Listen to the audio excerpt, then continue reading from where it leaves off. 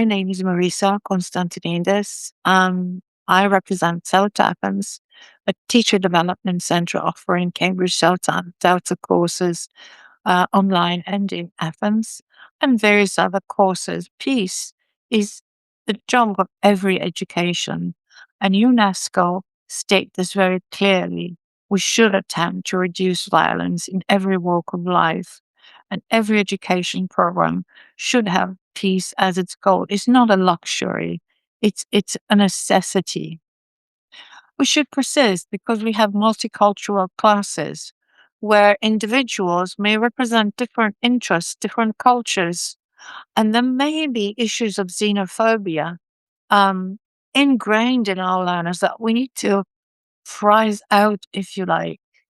The case of people emigrating to other countries is the norm today. So local people need to deal with those immigrants in a peaceful way, and there are many people seeking refuge from situations where their life is in danger, and therefore they need to be dealt with in a peaceful way. Education and peaceful conduct are not just for the school books, for textbooks, but we need to help our learners develop specific attitudes. And it's not the absence of war only. It's not just not creating war situations, but it also involves collaborating well with other individuals and groups in the workplace, at school, in our personal life, whether we live in the same country or in different countries. Foreign language teachers can do a lot towards this goal. They can use activities that promote education for peace in a direct or an indirect way. We can do this by including activities which have conflict resolution as a basic element that involve personal communication and help the students bond with one another, that promote empathy and the multiple perspective, being able to see things from other people's viewpoint, and obviously by developing critical thinking as a result. Improvement of general knowledge is also in the purview of the foreign language educator through texts, through specific lessons where we teach our learners about the target language community, but also help our learners to learn about their own community and culture. And and finally, in the last item on my slide here, how to improve self-confidence and self-esteem. The more self-confident you are, the less threatened you will be by other individuals, by people of other ethnicities, from other walks of life. I think in every good language program, we can see that at its heart, good communication skills are important. And we could do this through language, so teaching grammar, teaching vocabulary, teaching pronunciation, but also through learning about successful interpersonal communication codes. And these fall under the purview of discourse analysis, the disciplines of discourse analysis, pragmatics, and sociolinguistics come under this umbrella. And many of the communicative activities that foreign language teachers use these days work well towards doing that, especially problem solving tasks. But I think what I need to stress is that to work well, activities need very careful structuring during the communication process to help the learners see that good communication is peaceful communication. So I'm going to look at the 4 steps here, and perhaps in a later talk look at the second category, which is more knowledge based. And I'm going to look at the first group of criteria, if you like, that include conflict activities include conflict resolution, group bonding and cohesion, empathetic thinking, seeing people from other perspectives, and developing critical thinking. And conflict resolution activities come from many, can be seen in many different disciplines. They come from the business world, where it is quite important to be able to solve workplace conflicts. They come from negotiating with other countries, negotiating peace, for example. And the steps, the procedure, are fairly similar in all situations and walks. For example, you define the problem that needs to be resolved, you collect data, you process and understand this, which may be a language activity. You talk and examine a variety of solutions, which involves communicating and negotiating. And you conciliate and negotiate and compromise, because not everybody can have their own viewpoint be adopted. And finally, you come to a solution that you select and you apply it, and perhaps do some further work on smoothing out the differences to apply this particular solution in a successful way. A classic problem solving activity that we have used at very low levels, but also higher levels. This might be familiar to many foreign language teachers. Comes from a book by Penny Ure, Discussions That Work. It was a publication um, uh, from Cambridge University Press. And here you can see a zoo layout problem. Layout problems are good when, you have various people seated around a dinner table. Some people don't like one another. Some people don't have any common topics to discuss, and you negotiate where to seat them. Here, it's about animals in their enclosures that are wrong for some reason.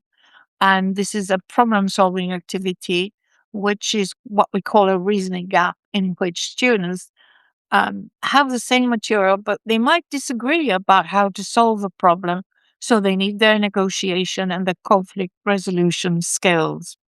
A second example is another familiar activity.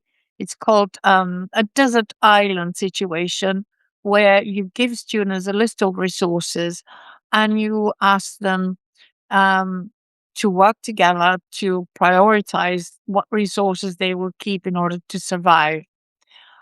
You can introduce the conflict resolution issue by deliberately introducing a conflict in the group. For example, you can send two secret cards to two members that convince them they have strong views about how to allocate resources or how to prioritize the tasks that they need to implement in order to survive. The second category I'm going to talk about is about communication and bonding. Sometimes people find this that in the literature it's mentioned as a group cohesion. Team building is in the business world is also vital.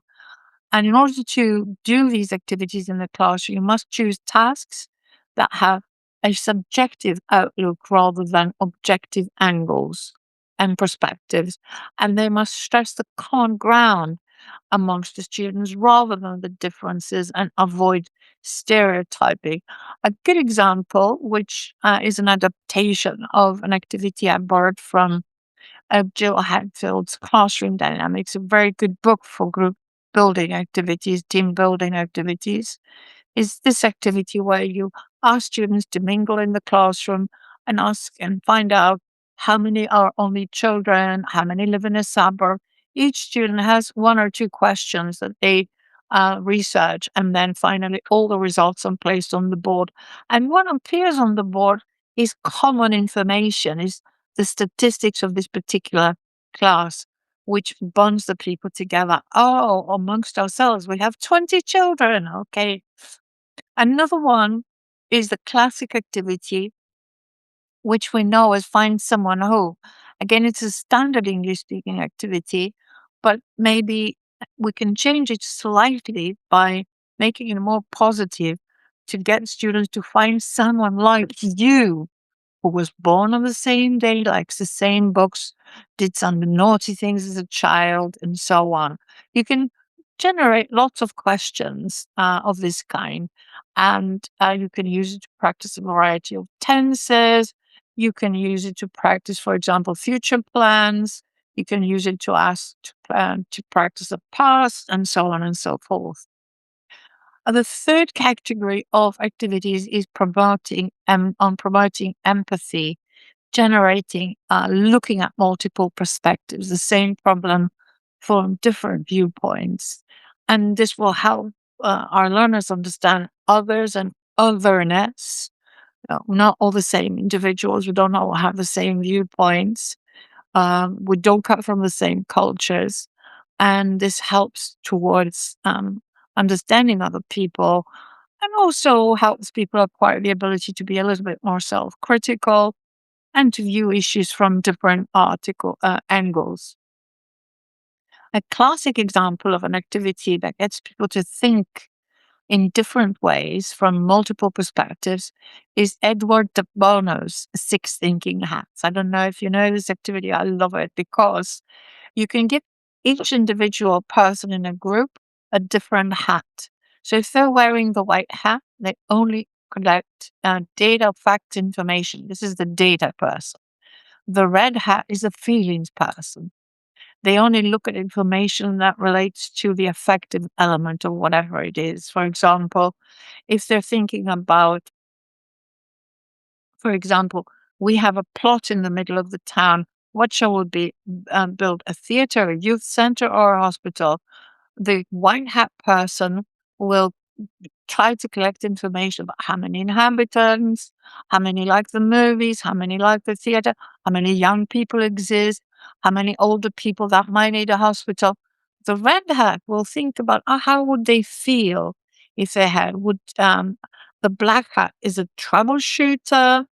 They will see all the problems. They will say, "Oh, what could go wrong?" But the yellow hat is the sunny disposition, and will look at the values and benefits of each idea, and so on.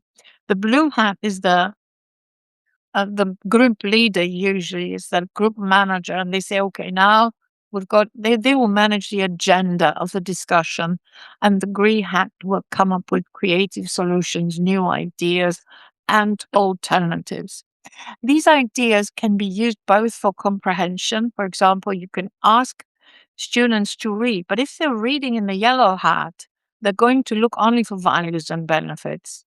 If they're reading with a red hat on, they will read for anything that involves attitudes, feelings, and so on. So that can generate comprehension that is directed to a particular area of meaning, of communicating messages. It's also great for speaking activities where you can get people, you can rotate who wears which hat. They can wear a ribbon if you like, if you don't want like hats. You can make some birthday paper hats. These are very easy to make. Or they can wear a label or a sticky label with different color on to develop critical thinking, which is agreed that we can try and start critical thinking activities from early stages of learning. Um, Obviously, depending on the age of our learners, if we're thinking about very, very young learners, some of the things that I'm saying may not apply. You need to consider the needs of the very young learner along the needs of creating peaceful learning and educating, by including topics of cultural interest in materials, and by promoting reflective and critical discussions in the foreign language classroom.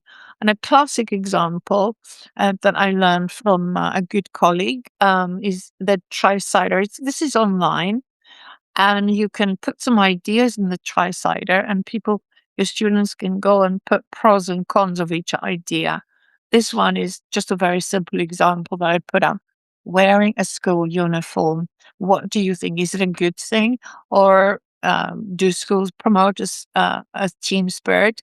And some of my students went up and positively they said no discrimination is based on style. You don't have to think what to wear, says Maxine. But someone else says, well, it doesn't stimulate creativity. And everybody looks similar. But someone else said parents save money because they don't have to buy kids expensive clothes and so on. If you don't have access to the internet, you can just put this up on the board and you can give students blue and red stickers or yellow and green stickers, whatever color you like, or even blue and red markers, and they come up and write the pros and cons on the board. You can create that on the board. It'd be, of course, a great um, icebreaker for and brainstorming tool for writing discursive essays in higher levels or for creating debates for and against, which is a further step. Another example is the idea of yes and you can see that the yes but is very much frowned upon. And in yes and you present an idea and people try to build on that idea and they try to add things to it to elaborate. So that also generates creative thinking, not just critical thinking. If you say, let's organize a literary club, people have to come up with more ideas of how to do that well. So let's organize a literary club. Yes, let's meet and let's meet every Tuesday. And yes, let's try to meet in the morning because everyone works in the afternoon. Oh, yes. And then we could also organize some drinks and some food. And yes, and people will like to come back. And yes, people can bring their own food. Or yes, and people can bring their own books, etc. So these are ideas that build communication. They build bonding. They build criticality and creativity and they generally create a positive atmosphere in the classroom. In summary, these are some of the things that we looked at for how educating for peace requires improvement of the skills of good communication, conflict resolution, empathetic thinking, multiple perspectives, and critical thinking. In addition, we need to build up our learners' general knowledge um, because through text, through listening, through TED Talks, we should improve the knowledge of the target level language community by understanding the modus vivendi of English speaking people, but also get them to reflect and compare with their own culture and learning about cultures other than their own. Because very often people who are hostile have the idea that it's only their own culture that is worthy. It's only their own ideas that are worthwhile. And that's because they don't understand other cultures and how other people think. And of course, confidence building activities and careful structuring of activities to improve the chances of successful learning are quite important. If you need criteria for these activities, this is a simple checklist that you can use. The activities that I showed, a couple of activities that I showed today, don't fulfill the knowledge criteria, although finding someone like you may improve self confidence and self esteem. It doesn't necessarily improve critical thinking, but it generates a lot of good group team building, empathy, feeling for others, and good communication skills. So don't be afraid to use activities that don't necessarily tick all the boxes, but they tick some boxes. As long as you know which boxes are being ticked, I think you'll be doing very well by your students. So thank you very much for attending this, and I hope you found some useful activities. If you liked what you heard and you wanted to have a look at my slides, please send me an email or send me an email if you want to look at some of our courses. Thank you very, very much.